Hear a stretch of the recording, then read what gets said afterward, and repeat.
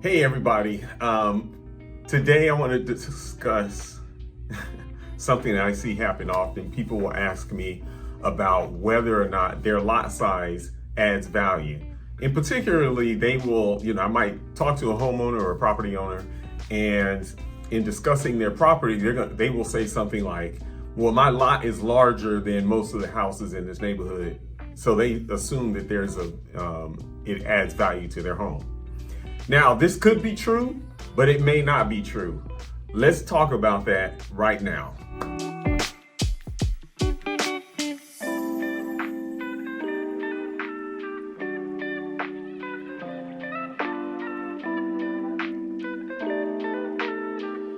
So, does a larger lot always add value to your property? Well, it depends. It really does.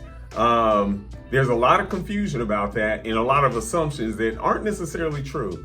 Most of the time, I'll have a homeowner and they'll say, oh, okay, well, our lot is larger than my neighbor, so it should be worth more, especially if they have a corner lot or something like that. And so they think that there's added value to that. But when I go and look at the other properties in the area, I can find some that have larger lots and smaller lots.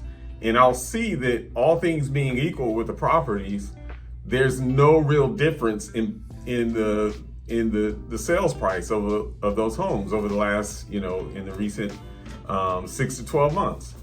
And so there are two concepts I want to discuss about that, but actually I think there's another reason that there's a lot of confusion about this.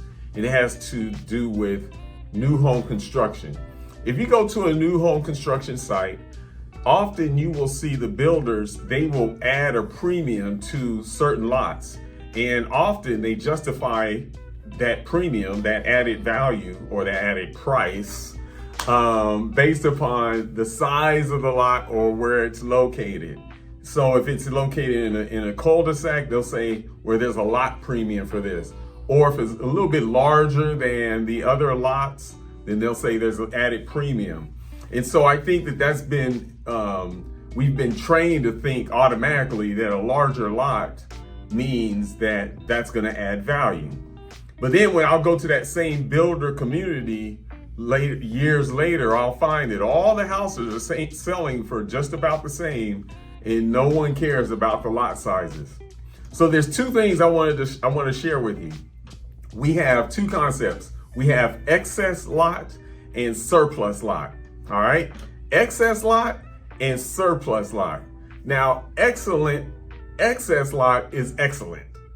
A surplus lot sucks.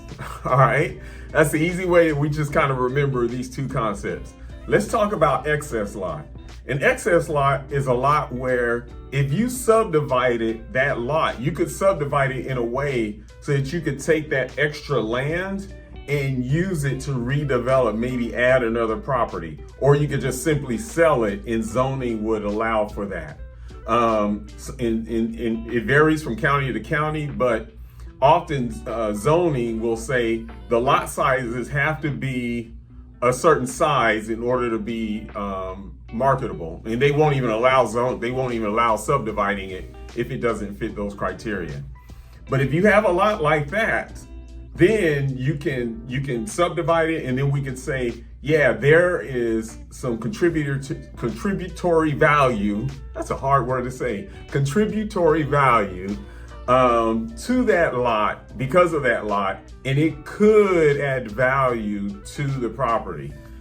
In some cases, though, it actually adds value after the subdividing has happened. Okay, so it depends on the market, and that's something we try to measure and determine how market participants are responding. So that's excess lot. Now, surplus lot means that you have a large lot, but you really can't do anything with it. You can't subdivide it, and it adds no real value to the use of that property.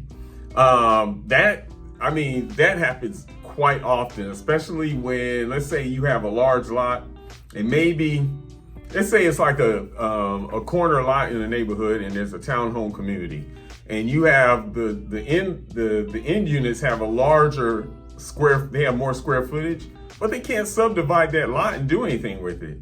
So it may have more market appeal, but there's no no real value, there's nothing that you can extrapolate and say this adds value to that house.